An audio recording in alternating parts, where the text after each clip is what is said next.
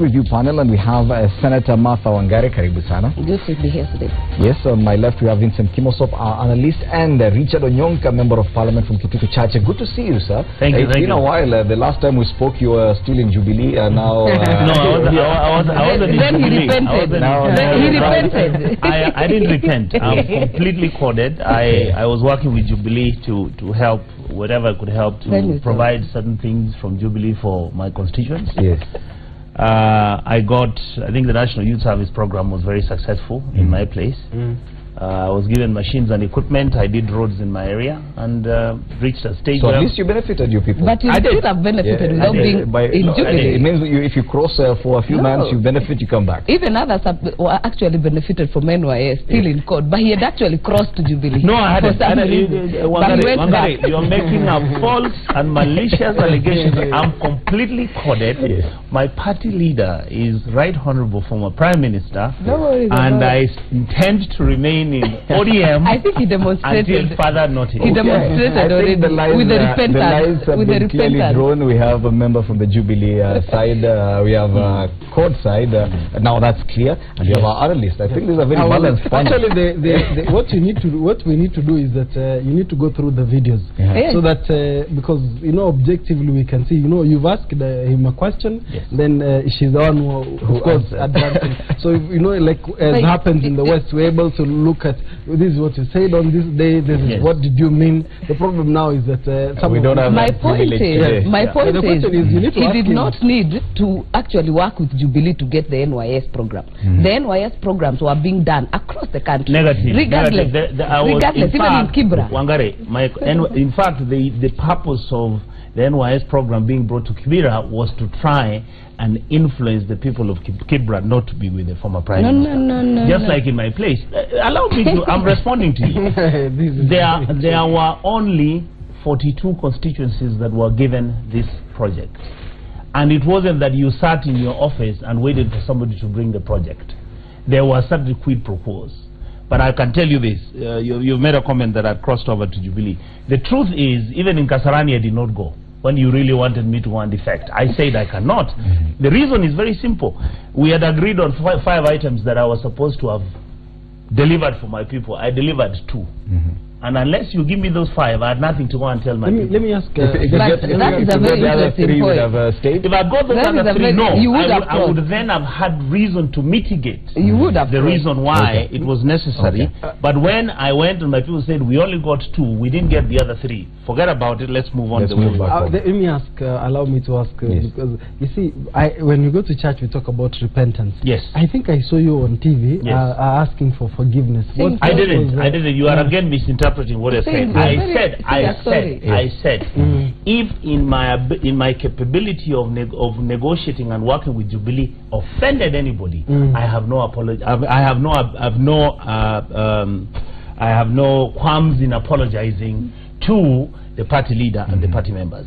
My conscience is very clear on that. But I didn't go to apologize that I made any mistake. I never made a mistake. I did what an MP is supposed to do. You want to look for things for your people, and then your people tell you where to take them. But let me ask. But my point. No, I think one thing. The beauty with our country is that we have a constitution. Article 38 gives everybody political rights, the freedom to choose, associate, join a political party, and it is within his democratic right. What we then should be doing, Mheshimiwa, is that it's not correct to say that you have to join, maybe come closer to Jubilee to be able to get services. People should get services irrespective of their. But that's the ideal situation. That is the ideal situation. But in African politics, I'm very happy that you are actually just a consultant and you deal with hypothetical things. On the African context, let me put it to you this way. Under normal circumstances, any Kenyan, when there is military and police recruitment, should actually go with their documents. True. Or any job which comes, you should go to for the interviewees or the guys who are interviewing the commissioners for IBC. You sit there, you present yourself, you ask questions, and on merit, you get the job. I actually did. But you think that's the way the job is going to be given to you? You are lying to yourself. But it's not like that. Final comments on this before we move on. Because I was not in that meeting where he was repenting, but what I saw on TV, you know, even if you're a Catholic, you know how repentance works and how you say sorry. You must first admit there was an issue. And what I disagree with Honorable Onyonka is that you have to actually be in Jubilee for something to happen. In fact, those of us who are in Jubilee zones, we have been complaining really that we think the president has taken all these things to the red areas and coded areas. But the president needs the votes from the he needs all the votes. You know, when you're the president, it does not matter because you become the president of everyone. You will get NYS programs in Kisiland, you'll get them in Coast, you'll get them in Kibra, regardless of whether the honorable member crosses over. Okay. But we still don't mind them. We have a few of them who have come, and we are still welcoming them to actually join Jubilee. Okay. Not for that ladies and gentlemen, I beg you, let's now look at the headlines. We can have that discussion. This discussion is very interesting, and I know as we continue, we'll have opportunities to discuss it. Of course, the biggest headline has to do with the health crisis, and unfortunately, I think it's day 5 of the health crisis, but we're now seeing other headlines take over. People are dying, still no end in sight to the crisis, but on the front pages of our dailies today, on the Daily Nation, Uhuru will beat Raila's new alliance back to politics. Auditor behind graft expose kicked out of Afya House in major reshuffle. Strike up there, the strip at the top. On the Standard, how cartels grab houses for less than 100,000 shillings. And the health crisis down there, doctors now threaten to shut private mission hospitals. I am wondering, should this be how we treat such a crisis in Kenya today? I know I am from the media, but unfortunately, even it's saying, calling it as it is. Yes. Security, education, healthcare, infrastructure, water. Those are 5 basic things, if the 2 members can even confirm, are the things that concern people on the ground. What have we done is that we know education is nationally managed, infrastructure mainly still nationally managed, security. I think what we did not do in our constitutional making process is to really properly scrutinize how properly we deliver health care and what components should be managed by the county government and what components should be managed by the national government. Maybe we should have first built the capacity of counties, given them some time, but we are now suffering as a result of a hastened process or not well thought out process as we developed healthcare. Particularly, more specifically, is on the personnel management. Could it be possible, because the Constitution actually envisaged the situation whereby some functions could either be scaled up or even scaled down, but transferring functions and also transferring resources. Could it be possible that we now have a decision about maybe like the police have the National Police Service Commission, the Public Service Commission, we have even the teacher service, even parliamentarians have their own commission. As in, if we really care about healthcare, would it be the best, instead of saying how do we end the the doctor strike once and for all, is that how do we sort this issue policy wise and also ensure that we don't come back here again come next year. Yeah, and of course Bwana Onyonka, Bwana Kimosopia seems to suggest that probably it was a bit premature for us to devolve health services that soon. Absolutely. First of all, I wanted to echo what he has said. The reason why we did not set up, for example, the Medical Service Commission was simply because when in 2010, 2008 and 9, when there were these very, very, how do I put it, very heated debates about which should be constitutional commissions, which one should be handled, which sectors of the economy. The feeling that was in Parliament at that time is that the health sector practitioners were not many enough for them to have an impact in terms of the votes. Remember, we were going for the 2010 promulgation of the Constitution and then the referendum. So this is one of the gaps that we have in the management of the sectors that run the economy of this country, health being one of them, and it's a very critical one. But I think for me, Fred, what we need to start asking ourselves is this. There was a negotiated settlement on how the doctors are supposed to be given their salary.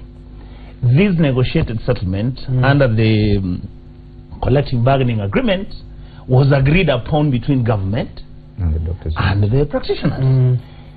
How can you then turn around now and start saying we can't give you the money? And yet everybody in Kenya today looks around and sees how we want to have the second Eurobond. We are trying to borrow some 46 billion shillings to try and have the budgetary gap. The truth is, for me, I think the president needs to sit down with all the stakeholders, not necessarily in a piecemeal sort of arrangement with one, talk to the teachers separately. Get all the stakeholders, explain to them what the economic positions are there, because all these individuals are rational. But you must come up with something. If you are not able to give the doctors 300% of what they're asking for, why don't you even give them 100%? The truth is, you have an MCA today, even an MP, let me use that example, who actually never went to school beyond Form 4. Who's now earning 460,000 shillings plus sitting allowances of 150. So he's at about 600,000-700,000. There's a doctor who's gone through medical school for the last, but from the time he left high school and he finished medical school, it's been 9 years. These were some of the brightest people we had in school. And you are giving him 120,000 shillings per month, and you are saying, go and do an excellent job. We are being dishonest. And when it comes back to the president, and we've seen even when he spoke for the first time about this crisis, like 3 days later after it started, his first statement was, have mercy. Yes? And because... And he kept on saying, because even at Kasarani when he attended the NAT conference, he kept saying, yes, it would be wrong if at all you are not negotiating. But since we're already talking, then please have mercy and go back. But surely the talks have collapsed. Looking at anything that happened yesterday, the doctors union, PMDU, were not talking to anyone. In fact, they were at Kenyatta trying to get Kudeha, all the workers who work at Kenyatta, to actually down their tools, and they managed to do so. It is only the nurses union that was actually at Afia House discussing with the minister, and even that ended with nothing yesterday. So what it means is that there are no talks. I think in the Muli, what we must accept as a country is that the people who are suffering are actually the innocent. You know, seeing kids being driven out of incubators to be shuttled to another hospital which actually doesn't have the capacity right now as we speak. Not many people can afford private facilities. It is almost impossible. And guys are dying, let me tell you, and it's a sorry state. In fact, if you look at the scenes that we have been treated to for the last 4 days, you actually realize when we are talking much English here and CBAs, they don't even understand that. What they understand is that you have a patient who is in a coma that you have to take to the house. It is traumatizing, it is not right, it is wrong, it is ungodly, it is immoral. And I think moving forward is that a solution must be found. First of all, the negotiations in 2010 Constitution, that is where the doctors did not get what they were looking for. Teachers were able to get, of course, their service commission, parliamentarians, and the politics in that time did not allow for them to negotiate. Maybe someone was saying they were too busy. They were not able to actually push. They are doing a very serious work. And the fact that county governments have failed to deal with health has to really awaken our thinking in terms of devolution of health. Of course, I would personally think that it has improved a bit, but in terms of personnel, don't you think the president has a bit more to do at this point? By the way, the people who I need to hear also are the governors. Look at Bomet today. They had an agreement with the county government. Medics are still working in Bomet, in some of the hospitals, because they already agreed we are going back to work. Nurses are working, health clinic officers are working, because they agreed with the county government and settled in a way or the other. But I think moving forward, it does not help us to ping pong that it is the county government or it's the national government. What matters is the lives at hand, and I think the president, of course, has the overall responsibility, and negotiations have to come with clean hands from both sides, because also the doctors and the officers need to agree to sit, because this CBA, if I've not seen the agreement myself, but it's a legal document, it's a legal requirement. If you had an agreement in 2013, you have to tell us how far have we gone up to now, how much is remaining, and why can't we achieve it, so that we talk to each other. Because this shouting can only result and I want us to more problems. I want us to refer to the headline here on page 5 of the Daily Nation. Ministry's hardline stance, hard talks. Now, the government is unhappy with the way negotiations to end the health workers' strike are being handled. sources private to the talks have revealed. A source who requested anonymity said there was growing anger over the hardline positions, particularly on the health ministry side, which has even made Chief of Staff and Head of Public Service Joseph Kinyo to intervene. Now surely there seems to be something wrong with the way these talks are being handled.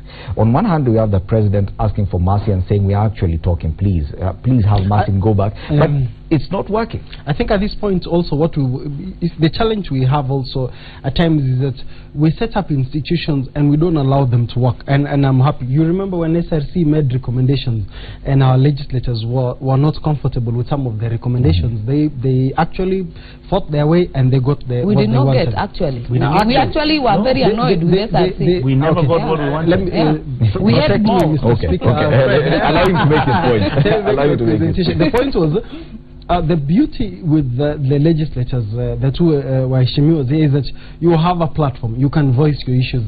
My concern is why are we not hearing, for example, a constitutional commission, SRC, that was been given the mandate to because this is meant to be their work. I don't think it is the responsibility of the Ministry of Health to be able, even the president actually, to be able to be discussing these issues. That we should be hearing SRC coming out clearly. But surely, I understand the politicals on the issue of protecting the lives of Kenyans and the health of Kenyans.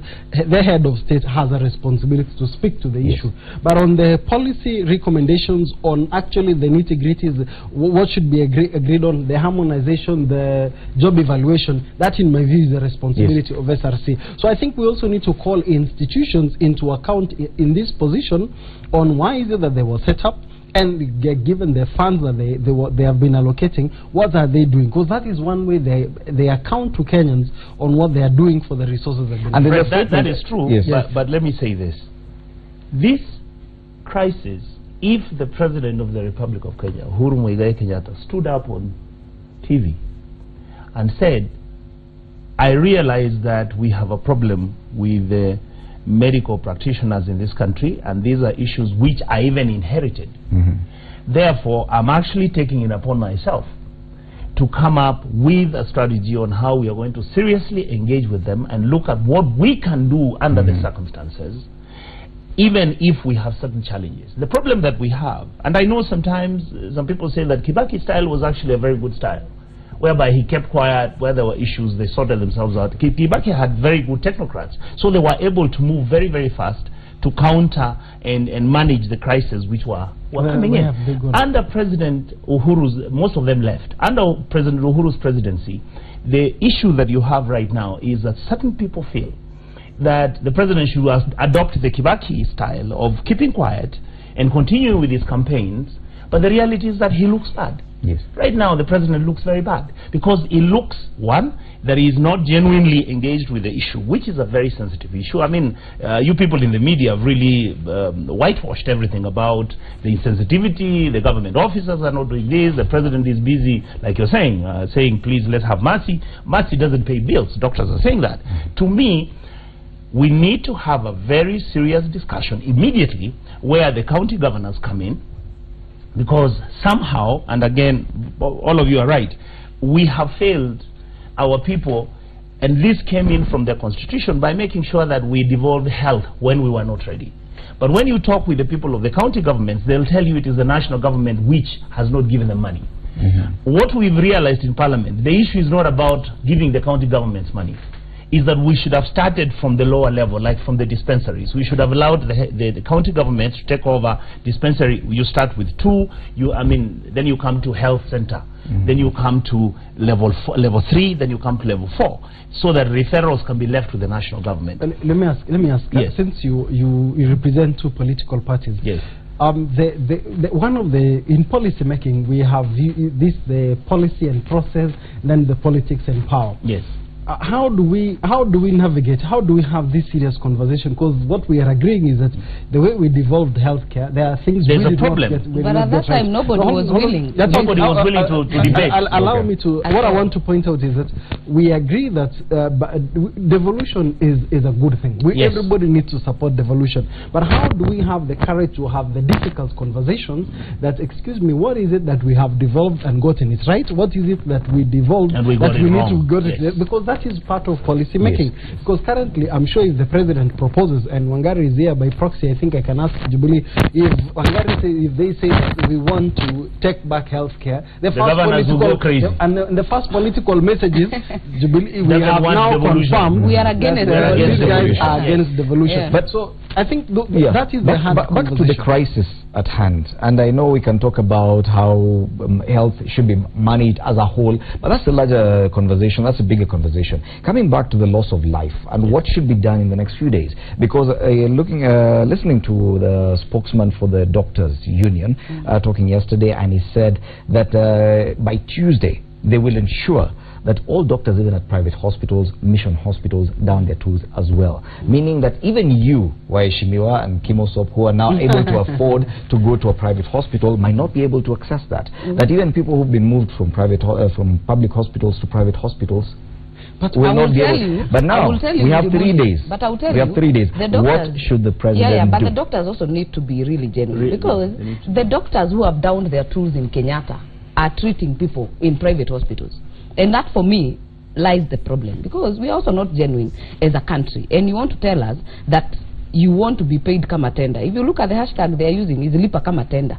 Really, that is exactly what they are pushing, because they hear there is an 861 million NYS scam. Now they want to be paid in billions. You know, I think we need to be honest. And the same doctors have propagated that fact that they run different clinics.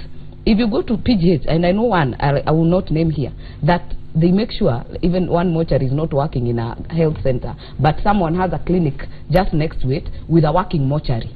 So all the people are actually referred there. Same to pharmacy, and I think this rot in the medical.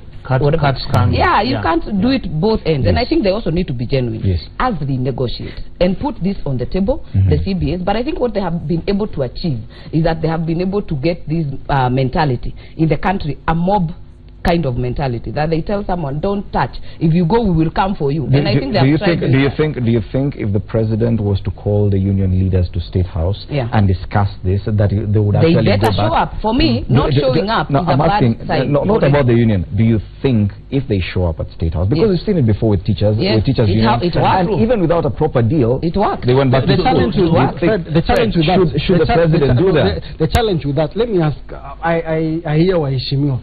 We also need to appreciate that we passed a constitution that allowed institutions to work. So Waishimiwa, when we again go back to saying the president, it means we are not allowing. How do we? For now, if it is a matter of life and death. There is a problem. Those structures we set up in place are not just empty boxes. They are structures which have been set up, being run by individuals. In this case, we have an office known as the presidency. At the end of it all, the buck stops with the president.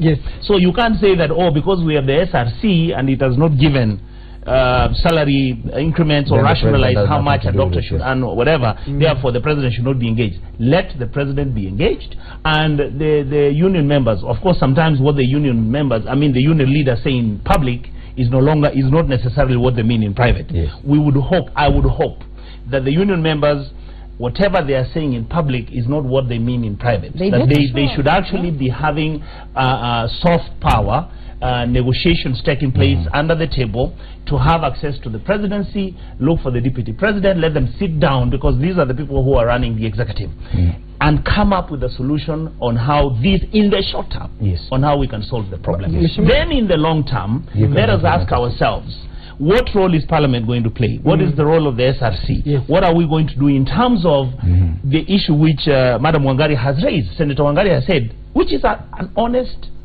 question. Why is it that you'll find a doctor who is supposed to practice his medicine in Kenyatta National Hospital, which is a public hospital, has still got the consultancies running in Nairobi Hospital, Aga Khan, and all the other hospitals? Is it viable? Was that being done because we didn't have the numbers In other words, the number of doctors that Kenya has trained since independence are few. Therefore, these practitioners had to go out there and actually do what they're doing. But it's in this compromising the very services which they're supposed to provide in terms of management. And these are things I think we need. On that note, yes, we need to engage publicly. In the Muli, on that note, I think are they interested also to end this strike? Because if you don't show up in the negotiation table, how will this work? Because it might be having elements of people, even the doctors who don't want to strike because they're making money. According to this